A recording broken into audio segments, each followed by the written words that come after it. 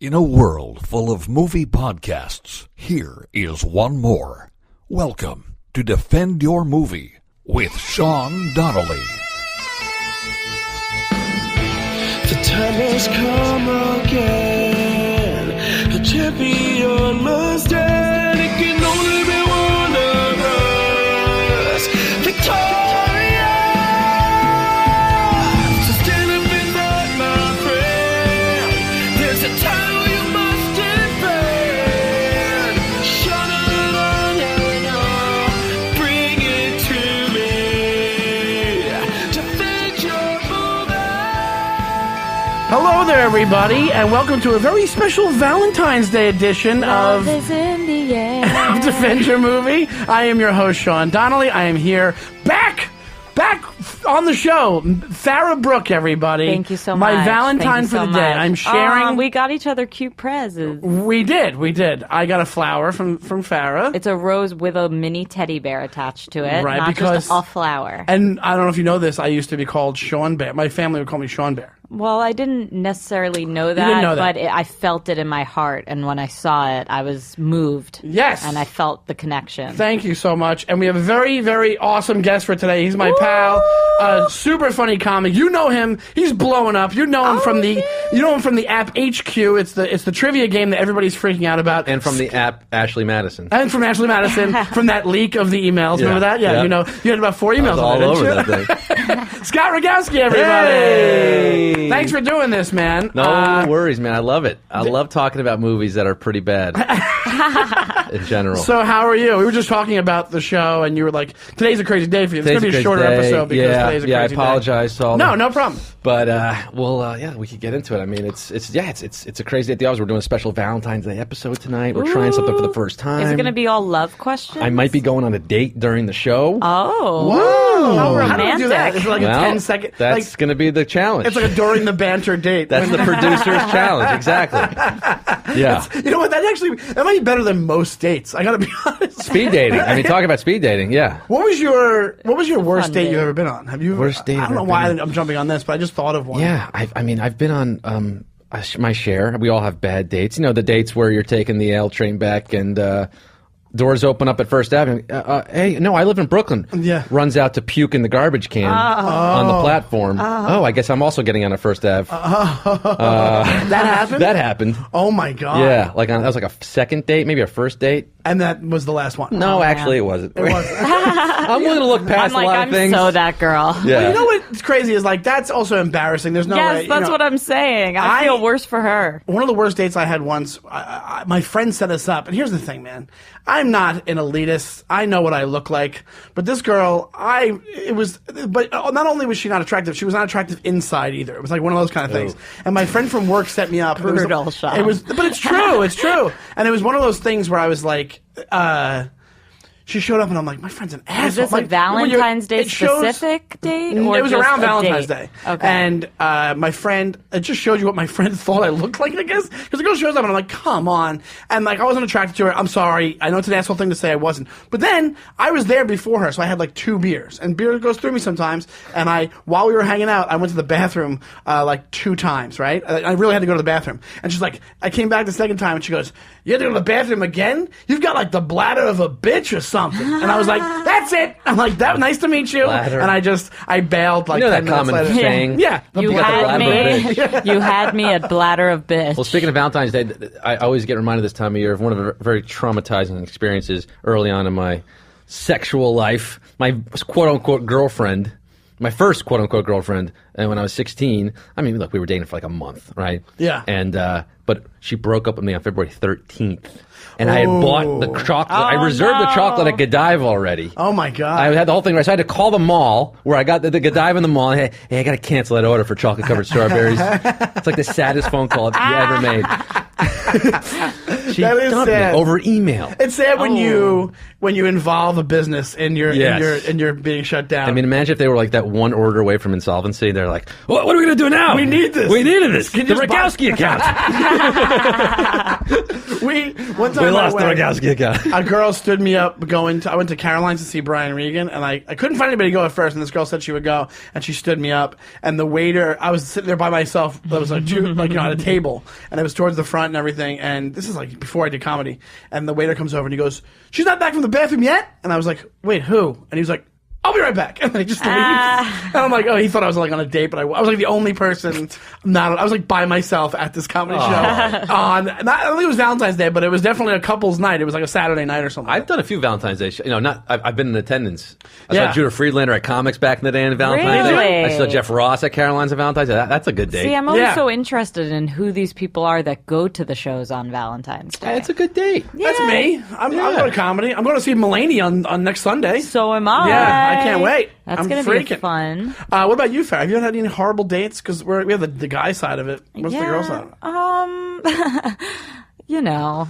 All right, thanks, Farrah. And, I feel like Good to have you back. the most recent one I can remember that was pretty bad was this guy kept talking about his TV.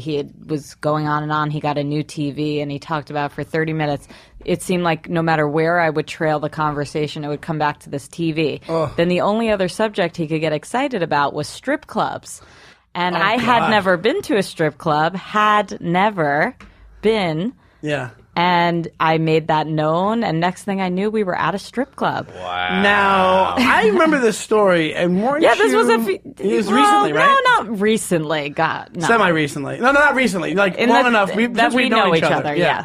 yes. But you went, but weren't you you were interested in going? Well, He didn't you know drag what you there. happened? No, he didn't drag me there. But you know what? You've never been to a strip club in your life, and then all of a sudden someone's like, seems to be a pro at it and is like, let's go. Yeah. It's like, I was like, immediately I did want to go home, but then I was like, I need to open myself up to experiences in life. I need to say yes. Yes. Say, Well, yes to the undressed. Say yes to the strip club. To be honest, most guys I'm almost... It's like, I'm when are you 40. going to have that life experience? I'll be you know? 40 in May. The most guys I know, I think by the time I was 27, strip clubs were a novelty. It was like one of those things where maybe you went with your buddies. Like when you're 20, you're excited to go. You're like, naked chicks. But I feel like by the time especially when you reach 30 or whatever it is, like you don't care as It much. was kind of a sad place, but It is a I it's don't a know. sad I scene. bet there are cooler ones than the one I went to. Well, if he goes a lot, he probably took you to a seedy... Well, I I wouldn't say it was seedy, but You want to be leery of a guy who it just I didn't goes a realize lot there'd be to strip clubs. so many guys who clearly go a lot who were sitting in there like it was their It must be regular a thing. Certain, I don't know. Do you? I don't go. I don't go ever. I'm not a I'm not a strip club Yeah. guy. club goer. so- I did go in high school. My buddy Mike and I, Yeah, we would high drive school. to Gold Club in Hartford, Connecticut, from where we lived, like an always hour and a half gold. away. Something Was it black and gold. Spanish? It was a mix. There was Yeah. a rainbow, Yeah. and Mike would wear sweatpants, and it was an 18+ club. That was the thing. Yeah. So we would So go. it was all we- naked. It was. Or well, you couldn't. in New York, it's all I forget naked. what the rules in Connecticut were. Yeah, I think it was all nude, but Mike would wear sweatpants, of course, and get his lap dance and then drive back in his Life own hack. filth. Life hack. Life hack. And I was over it after that first visit. It's just, it's exciting at first, and then It's exciting at first. becomes a burden. Did I ever tell the story, the Taste of Honey story on this podcast before? I used to deliver flyers for I used to work for a print shop, right? And we used to deal with a lot of clubs.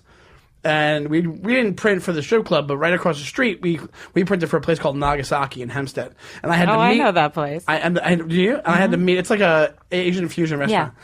And I had to Asian Jamaican, and then I had to meet the club promoter to give him his flyers one night. And this guy Junior, and he was late. So this club, Taste of Honey, which is like pretty much strictly, I don't think there was a white stripper there. It was black and Spanish, like it was in Hempstead in Long Island. And I went, I'm like, I'll just go to Taste of Honey to kill time. And I went in there. I was driving. I had an orange juice. It was so weird, right? And I saw this girl. I think I told this on another podcast, maybe. I saw this girl, and she was like, this black chick. She was drop dead, like, unbelievably gorgeous. Like, it was insane that she was there stripping. I was like, I couldn't believe it. So I'm like, I have to get a lap dance from her. I was probably like 23 at the time. Or 22, whatever. And I go and I get a lap dance from her, and I'm all shy because I'm a weirdo. And in the middle of it, she's like, "You're cute. You look like a kid I went to college with." And I go, "Where'd you go to college?" And she goes, "Manhattan College." Now, I went to Manhattan College for a year. Turned out there was this girl I had a crush on in my sociology class. Yeah. And she thought you were cute. She and she well, remembered you from the class. I think she Oh remembered me my from the class, and she God. brought it up that way. Thinking back, I think she purposely said that so I would bring So it she up. could- Yeah. That's so funny. Yeah, because I was being old. Congratulations. Yeah, how long you been married now? Well, we're married about 15 years. It's going pretty good. We have our own chain of strip clubs. Yeah.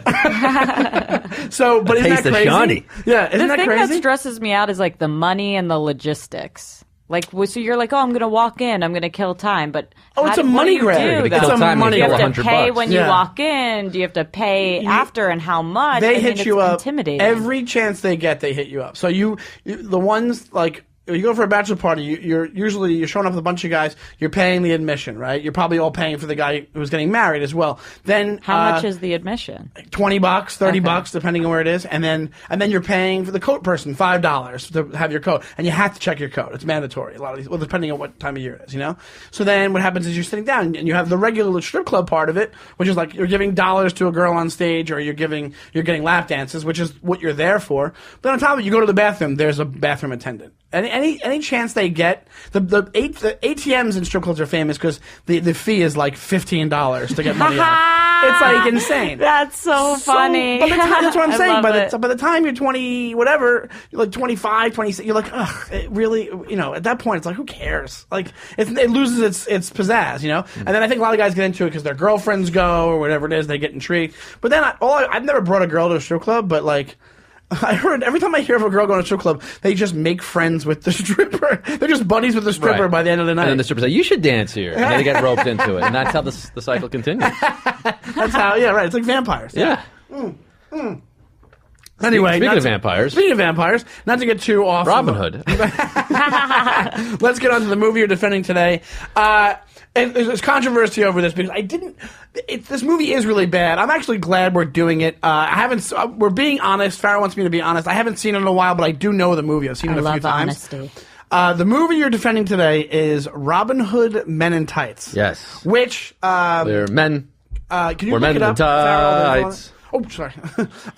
Yeah, right, exactly. And I just, it's a troublesome pick. I don't know how you're defending this movie. Well, you know, the whole there's- point is to defend movies that people don't like. Yeah, right? absolutely. Okay, No, I was absolutely. abiding by. I mean, But I could this defend one- Citizen Kane. Too. Yes, you could. Yes, but defend this one is it's weird because you know why? Because I think growing up I was such a big Mel Brooks fan. Yeah. That when he does something as poor as this, you don't even want to acknowledge that he Look, did it. I'm not saying Dracula Dead and loving it. Okay, I'm not. I mean, wasn't it also? That was shitty also, but it was better than this. I think. You think so, Dracula? I would say Dracula Dead and Loving It because at least you had Leslie Nielsen. Yeah, but this the comedic lead Richard was like Lewis. Carrie Elwes. Yeah, Richard. I know. Yeah, Elvis- Richard Lewis is in it. Chappelle's in it. Well, that's the other thing. This is the only movie I think Mel Brooks movie where people rap. There's like a rap in it. Yeah, that the they do. rapping is not good. That I wouldn't defend that part. I'm never going to defend Mel Brooks rapping. Have you seen his Hitler rap? No. He has a whole Hitler rap. Oh, no. He's like one of these like old Jews in the '80s when rap got cool. He's like, well, this is going to be my, Right. This is exactly. ripe for parody. It became like in the Because public eye. that's. But look, Melvin became Kaminsky mainstream. is one of the greatest directors. I mean, Spaceballs is like one of my all-time. Same here. All-time. And this is the follow-up to Spaceballs. Right? It came out 87? after Spaceballs. Yeah, Spaceballs like '87. What'd you say, Farrah? That's a movie. You don't know Spaceballs? You don't know I've never- Spaceballs? I've How are you qualified to host this podcast? She's not. That's the whole point. point. What is But it? anyway, we said that to Jinx. Oh yeah, we should probably tell him why I'm here. She's here but I because have gotten she's a really blank far slate. in HQ, Oh, okay. which I've gotten far. Okay. 10. 10? 10 is really That's good. really good. Thank you. Only one time, but So I think I'll ask a question about Spaceballs tomorrow. Put it at Q11. Knock it right out. I will. Today I got knocked off on the Ricky Martin one. That was Ooh, really? embarrassing. Menudo? You should know that. I know. I thought it was a trick. How do you not know what Spaceballs is, though? I've shocked never at even that. heard of Spaceballs. Like, a I spoof? honestly, we do this kind like. Do you know It's you- always I haven't seen any of the movies, so the guest Right. comes on and has to explain it to me. But this You one know- is really like far-reaching for you both to say it's like one of your favorites or the favorite. Well, Spaceballs is, but Robin Hood Men in Tights. No. you I'm can talking skip that first one. about Spaceballs. Yeah. But now I've got the stats for Robin Hood Men in Tights. Are Let's you hear ready? it. Yeah. We've got a PG-13 1993 comedy music / romance. It runs at an hour and 45 minutes. It has a 48% Rotten Tomatoes, a 44% Metacritic, a 6.7 out of 10 IMDb rating, and 90% of Google users fucking Google like users. this Google, movie. is that usually how it skews? The Google users? Oh my Yes, God, the Google every users, time. 90%, that's high. It's super high. It's way P.S. too high I for did this. see the 50 Shades of Grey movie, which I think now is landing a record as the lowest rated Rotten Tomatoes. Is it really? Yeah. Did you see the highest rated one? I told you to It's see. Paddington Bear, right? Yeah. That's Did you crazy. see it? Not yet, no. You're a traitor. That's Let's see what 50 Shades is logging at now. Here's the thing. You know who Mel Brooks is, right, Farrah? Yes, I know who Mel Brooks is. Okay. And then you don't know Spaceballs, though. What do you know that Mel Brooks has done? It's a 13% Rotten Tomatoes. Holy cow, that's the lowest? That's pretty low. Yeesh. What do you know that Mel Brooks has done? A lot of movies. A lot. It's true. It's true. I do know that. History of the World Part 1? No. Blazing Saddles. Blazing Saddles? Young Frankenstein. Yes, I've heard of that. These are all, okay, so that's my point when it comes to The producers. shitting on Yeah, the producer. producers. You gotta know. Silent movie. She knows it because it's a No, Broadway I don't play. know that. 12 chairs. Are you making stuff up now? No, it's all for real. She did a bunch of movies. Here's the thing. That's what my side of it, me nitpicking it, is when you have Mel Brooks. It's like when we talk about the Coen brothers on here and how much the Coen brothers might be the best directors of all time, and their bad ones are really bad. So when Mel Brooks when he bombs, like Life Stinks, Sure. stinks. You ever Yeah. see Life Stinks? Yeah. Terrible movie. So when he bombed, he really did bomb. And then I guess he just stopped. I forget what movie. Even High Anxiety I didn't really like that much. High Anxiety is no good, but there's a great scene in High Anxiety. The Psycho scene is There are great. a couple, all his movies have at least, At least one or once. two good pastiches, parodies. But Robin Hood Men Tights, look, it's not. I'm not going to say it's up there with one of his greats. And I did watch it semi recently, within the last 2 years, probably. but there's some great. I mean, look, Richard Lewis is one of my all time favorite comedians in anything. Yes. And I just the one when he's talking to Tracy Ullman. There's first of all the cast. I mean, Tracy Ullman playing Latrine. Yeah. Patrick Stewart makes an appearance. Dave Chappelle, Carrie Elwes, Mel Brooks is of course putting himself in there as Rabbi Tuckman. But Richard Lewis as Prince John, King John, when he's talking to Latrine, the witch, the nasty, Yeah. and then he goes, Latrine, interesting name. Did you have? Was it your birthday? Like, nah, my family changed it in the 9th century. You changed it to Latrine? What was it before? Shithouse. It's a good change. That's a good change. I mean, his delivery on that is so perfect.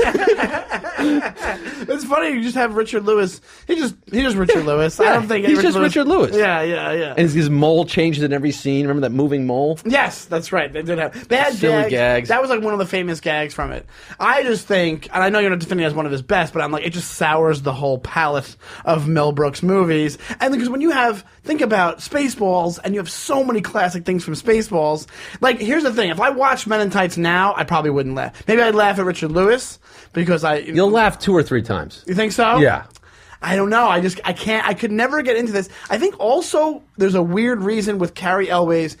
He's not really funny, Carrie Elwes, and I think around the time it came out, like it was so close to Princess Bride, and he wears a mask in this as well. Like, he's he's Robin Hood in this. They just seem too similar to me. I don't know what it is. It like threw me off, and it makes no sense. That wasn't but, like, great casting. It wasn't great for casting. the lead there. Yeah, but I think he was like, that's when he was like a big deal, Carrie Elwes, because it was right after.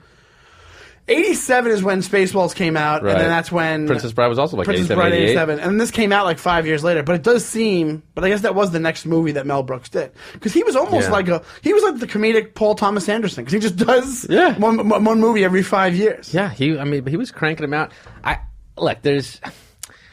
To me, it's like you've got this Blinken character. I will confess, there's a lot of it stems from my childhood nostalgia from it, because I saw this in theaters. I'm going to say I saw this movie in theaters when I was 9. Yeah. And, it was hilarious to me as a 9-year-old. I mean, really, I was so into parody at the time with Weird Al and Adam Sandler's tapes, and like just parody was my thing, and it still is in a way. But to see Blinken, hey Blinken, Did you say Abe Lincoln? No, I said Abe Lincoln, like the dumb, wordplay. And he's reading the Playboy with Braille. Do you remember this? He's sitting in the, he's sitting in the bathroom. He's got the outhouse, and the whole place gets torn up. So you see him sitting there touching the centerfold. He's blind, sitting there on the toilet. Like, that cracked me up as a kid. And here's the thing: it's like that. It's all the Mel Brooks. Sounds very enjoyable. The Mel Brooks, all the tropes of Mel Brooks, but just done not as well. Do you know what I mean? Well, it's like But if you look at Mel Brooks's movies, like you just did before, you had the whole list. I'm going to go him what he directed. By the way, I'm more used to defending how I dislike movies that everybody likes. Like, I walked out of Benjamin Button thinking it was horrible. I thought you were walked about out to of say Paddington. No, Boyhood. I thought stunk. Oh, really? Yeah. See, I really hated Benjamin Button too. Benjamin Button. Yeah. I didn't finish Gravity, watching that movie. Gravity was horrible. Really nice technical. I mean, incredible technical like stuff. 10 years ago. Not really. No, Gravity was trash. But I was like, Gravity. I was like, this is why? And it's on a great film. I mean, but these are movies that were adored by critics and loved and won awards. I don't know. So I'm more like that, usually that guy, and I'm scrambling to find reviews that back up my own feelings. Well, I have that. I think everybody has that. I just didn't want everybody coming in here be like this. It's like negative, but it's like I had that with American Hustle. Like Josh Gondelman defended American Hustle, maybe because I can't stand American Hustle. It was such a shitty movie. American Hustle, American Gangster. I saw American Beauty. That's the only American movie. So you're anti-American. It's all coming out here. Well, here's the thing. The last movie that Mel Brooks did that was like his own, that wasn't like the producer's movie that he probably wrote on, was Dracula Dead and Loving It. Yeah. Yeah, which is bad as well. So I think do you think he just got to the point he was like, yeah, I'm done. Well, he was probably 70 when that came out. Yeah, you're right. Because now he's in his 90s. Yeah, He's the best. He lived in when I was a doorman, he lived in the building next to the building I was a doorman in. And he was supposedly a really sweet. Look, Woody Allen's movies stink now. What? I mean, Woody Allen's last 10 movies stunk. No way!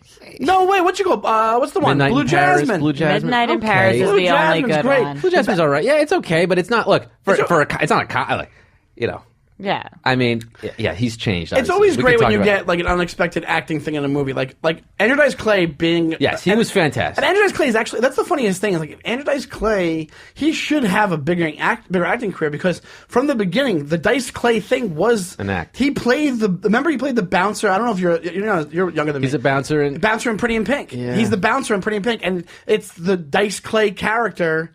Right. But as a movie character, doing the whole thing.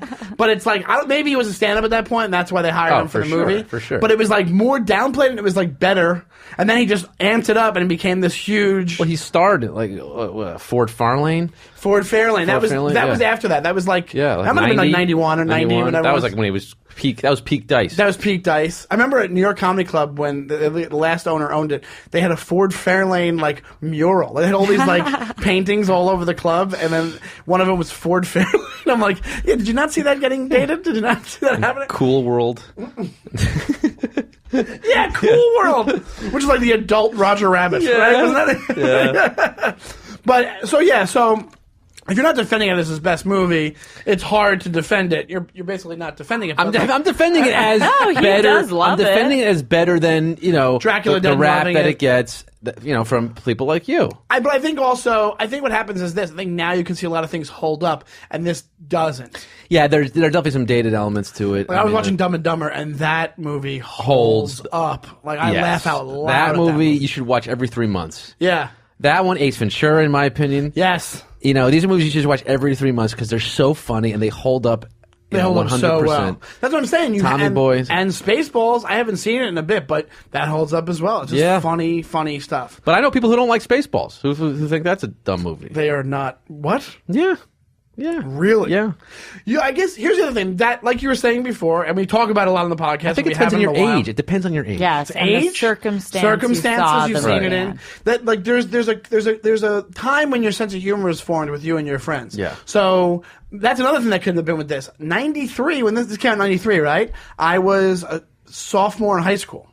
So that's another reason that I was still a kid, but I wasn't 11. And I think a lot of your time, like when Spaceballs came out, I was 8. I I was 9. I was 9. Right. That 9 to 11 is like when your sense of humor Exactly. is formed. Because then you're like, that's when you imitate things. By the time you're 16, you're like, I'm too cool for stuff. Even though you like comedies, I think this is like a movie for 9 to 11-year-olds, but I saw it when I was 16, so I wasn't as Well, that's into it. part of it too. You have to think about who these movies are made for. I mean, Yes. it is funny to think like Mel Brooks. He was probably in his 60s when he made this. When he made Yes. Oh, absolutely. this movie. I mean, yeah, Right. And so he's a guy in his like late 60s making Robin Hood Men in Tights Yeah. for essentially 10-year-olds. That's a good point. Yeah, Because who Yeah, it's supposed to be silly. what 40-year-old man's going to go see that in 1993? Well, that used to be my defense when people would shit all over the prequels of Star Wars. I'd be like, you guys, it's made for children. Yeah, and even SNL, which I think is It's supposed to be it's made for children. Yeah, well, you think It's so? children's television. Or Yes. college At kids, I thought. 11? Well, college. 30? It used to be at college kids. I think in the last, I don't know, 20 years. Wait, what? Yeah. Okay. I was the biggest SNL fan. My fandom peaked for SNL when I was 12. Sure. When I was And 11, What 12. years was that around? Like 95, 96, 97. Okay. Yeah. Okay. Yeah. You know? Yeah, that was like Will 98. Ferrell. Yeah, and then Will Ferrell was creeping in. Yeah, Will Ferrell doing Harry Carey, Jim Brewer doing Goat Boy. Like, that spoke to me on a level that no other character did. Yeah. Goat Boy. Yeah, Now, it's who's hilarious. Goat Boy for, though? Yeah. Again, like, so you could argue that SNL's always been for younger people, but I think in recent years, it's, because let's be honest, Sean, there are adults out there whose senses of humor are a little stunted. Their sense of humor is sure. stuck in middle school. Oh, absolutely. And so they love SNL. I see what you're saying. Okay. So they're okay, not okay. sophisticated enough to laugh Yeah. at. And another thing is being in comedy changes your sense of humor. Yeah. It does. It really does. It it's does. sad. It refines it. This I Larry think. David monologue is a perfect example. The one that he got a lot of heat for recently on SNL. Did you see that? Yeah, it was great. Well, I mean, I thought the funniest part was the part that everyone took umbrage with the Holocaust part? bit. Yeah, it's hilarious. That was the only part I actually laughed at. Well, even what was the- offensive to me was how bad the rest of the monologue was. Oh, right. Well, even the Louis before all the Louis C.K. stuff, he got heat for his monologue. He talked about pedophiles, pedophiles, yeah. and I saw him do that. I saw him do those jokes time after time after time in front of an audience of 180 people running that thing. Slang. Nobody said one word. Right. Nobody yelled anything out. Nobody got up. Nobody Right. complained. Nobody wanted their money back. Nothing. Of course. And then that's why you can't trust the internet. Like the internet kind of ruins things. It's ruined everything. It gives you easy access. Like we can check all those stats, and the internet's great except for Google users. They're a bunch of fucking assholes. Do you get heat for tweets, like offensive tweets? I've gotten people have written to me. I'm not that offensive to begin with, but people have written to me. I've been told not to write stuff by friends because I'll get shit for it.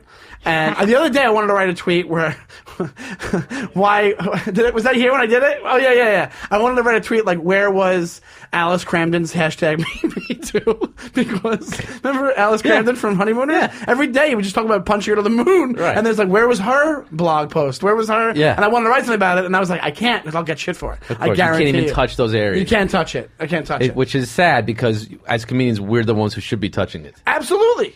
Like, there's ways to handle I think you can, though, if it's funny. You I truly thought that was can't. funny. You can't. If you have a job, It you used can't. to be that Well, way. if you have a job that is Yeah. related Yeah. to entertainment and they tell you not to, then you can't. It used to be that you could. Now it's that you can't. Do this for me. Yeah. We're going to go back to the movie for a second. We usually describe the plot, but the plot is just the Robin Hood plot. So you don't Yeah, really it's know basically it. a telling of Richard Robin Hood. Lewis playing the king. What we normally do on the show also is, if you can do this, because this will legitimize us writing you defended it. Because we kind of went off the rails a little bit, and you have to get out of here. Can you give 3 reasons why, if you can think of ones besides the ones you already mentioned, 3 reasons why you're defending it and why you love this movie so much? I think you could mention the ones you mentioned already. Yeah, You can I mean, recap. I like the choice of parody. I mean, Robin Hood, it's a story as old as time. I like the fact that he went for this, which I hadn't seen parodied before this movie came out.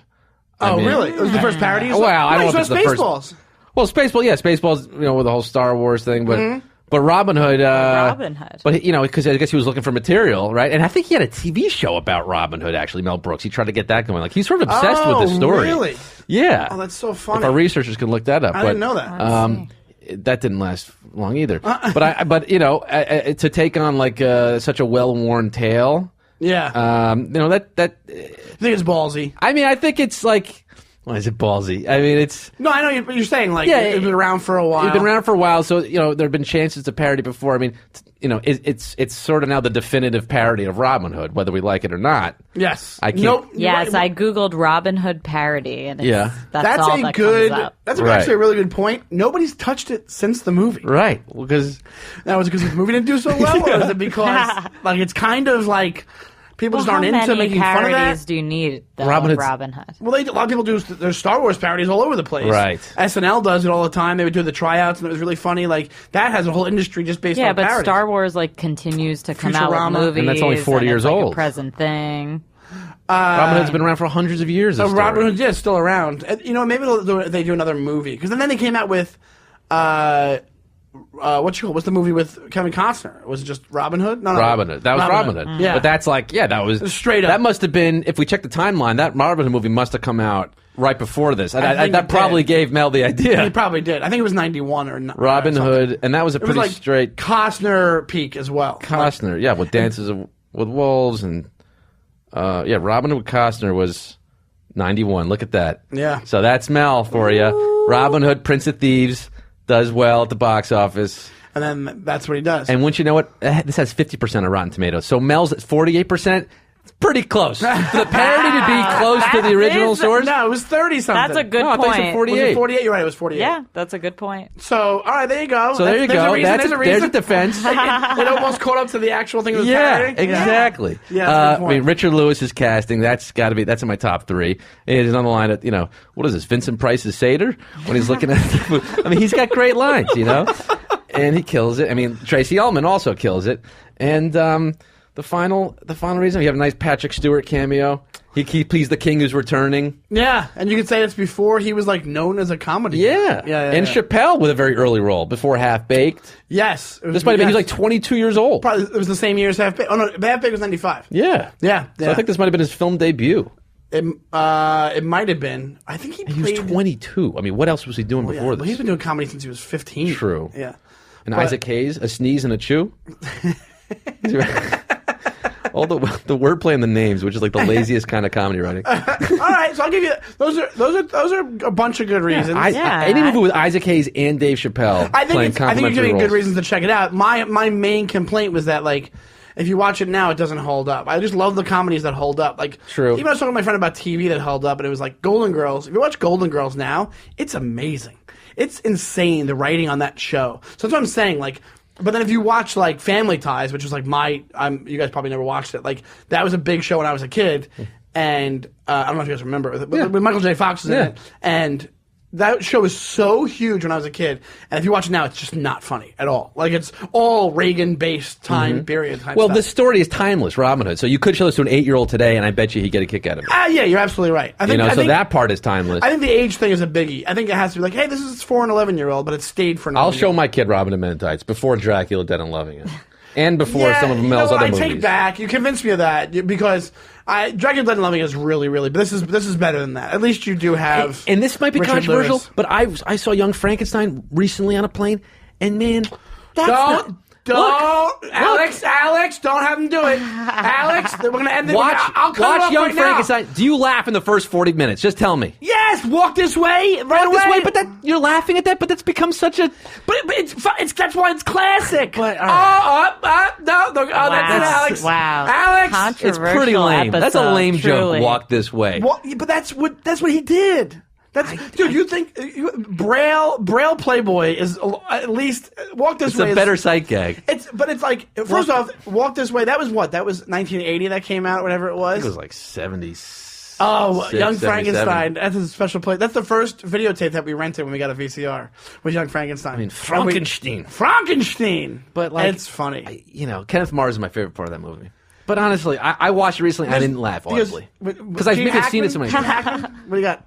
Yeah. Cigars. Yeah. He has the cigars. Yeah. Come on, That's a good scene. It's Young. You can't touch Young Frankenstein. It's a classic. touching it. Scott's I'm not touching it. Here's laughing. the thing, man. He's not laughing. Here's the thing. Young Frankenstein. Those things. It's The slow. comedies are based off those things, and also he also, we want to talk about parody and remake. He really stuck to the original story of Frankenstein in Young Frankenstein. Like, he used elements from like the original movie. God bless you. He used elements from the original movie, so it was kind of his tribute, I think, to him watching Frankenstein as a kid. So movie wise, it was a better made movie than Robin Hood Men in Tights as well. No, like, it's a better piece of cinema. Better piece of cinema, yeah. And it's beautifully shot and and black and white and everything. Yeah, Abby Normal. Come on, that's funny now. It's funny. It's funny, but like, are you laughing out loud when you see it? Well, I've seen it 'Cause it's so 400 times. shop-worn. I've seen it 400 times, exactly. and I haven't seen it in a while. And yeah, maybe I'm not laughing out loud because it's not as see it silly. watch it but tonight. It's smarter than Men in Tights. And Yeah, it's, the comedy. The comedy, that's like old school.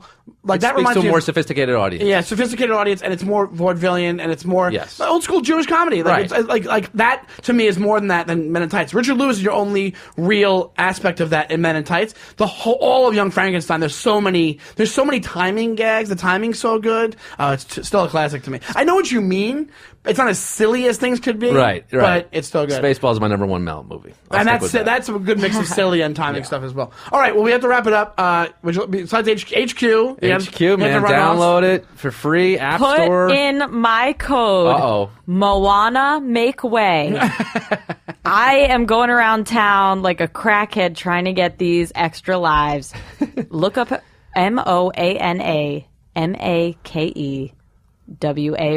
If you send me an extra life, you get some kind of prize. You get an I'm extra not life. sure. Those extra lives keep you in if you get a question wrong. And if you have never heard of it, it's a fun thing. We're live every day, super 3 fun. p.m. Eastern Time, 9 p.m. Eastern. We give out real money. We're giving out $2,500 every game, sometimes $15,000. People have won. Last Sunday night, we had 7 people who win over $2,000 each. What? Oh, wow, really? Oh, Yeah, that's great. in about 15 minutes. That's the kind of investment. Gee. Yeah. That's great. Yeah. And Running Late with Scott Rogowsky is still happening.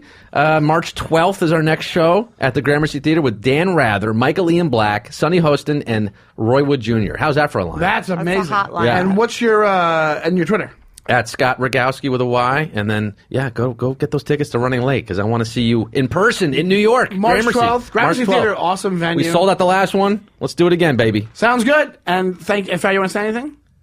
Happy Valentine's Day. Happy Ash Wednesday. Happy Pitches and Catches reporting day. And hit us up on Patreon, patreon.com/defendyourmovie. Email us, defendyourmovie@gmail.com. We have a Please Facebook email page. us. Hit up Showbiz Please. Studios. They have a YouTube page, right? And you have an iTunes page. And also, what else? Quick. He was the one who came up with the name, Scott. Showbiz Studios. Showbiz! God, I got a bone to pick. And with you don't about like Young this. Frankenstein? All right, thanks so much. Scott, thank you for doing this, Thanks, dude. man.